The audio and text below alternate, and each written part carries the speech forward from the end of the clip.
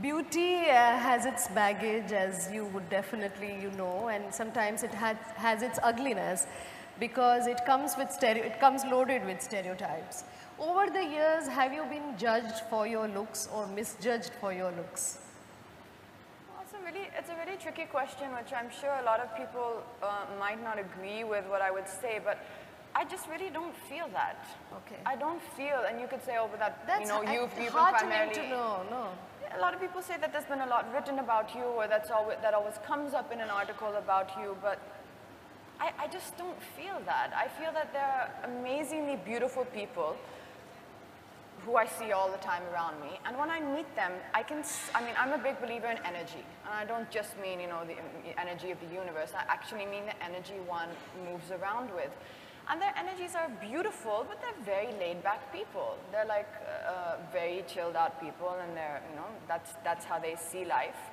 And now we can start trying to say, oh, okay, she's not achieved this because of looks or because of that. I just think it's each individual has their own personality, has their own energy, has their own destiny.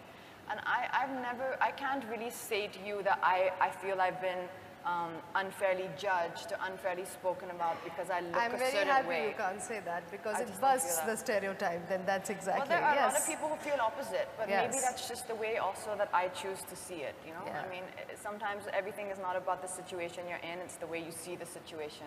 I think if anything, I've always been judged primarily kindly.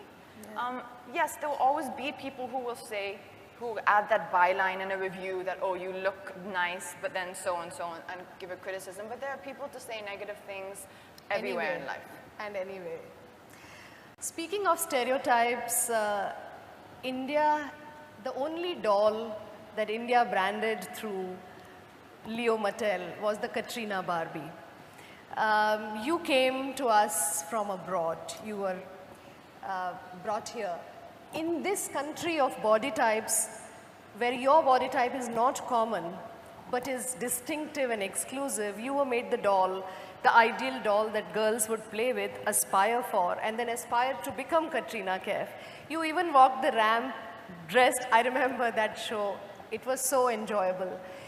But there was a stereotype inside, there was an undercurrent. How did you tackle that, and did you enjoy it as well? Did you dissociate it from these cliches?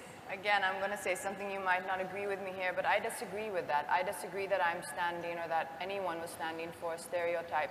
I believe that the body that I choose or aim to have is, in other words, the body or the figure which I am pursuing, is through discipline. It's not through anything else. When there are people sitting and they're choosing to indulge in maybe what they feel like, I mean, drinking and eating anything is a luxury, which I can't afford, but I don't choose to do that because of pressure. I choose to do that because for me it's discipline. And for me that's important. For me, the time that I spend on creating or trying to maintain at least the physique that I believe makes me happy is more about also me, it's more about my mind. That time in the gym is very important for me and for my peace of mind. It's something which I work very hard for. So if anyone maybe has a comment. Did it amuse you though that you were approached for Barbie? Did you have a big smile on your face, or you did it as one of your many endorsements? No, I think at the time that I had the association with Barbie, it's a very huge brand, and I think they did it in a very good spirit. I don't think there was any malice or harm behind it. I think it was also a time when my films were very much children friendly. That was kind of they were kind of very family films, and I did have a kind of very wholesome image, which a lot of the kids at that time were finding very connecting to in some way.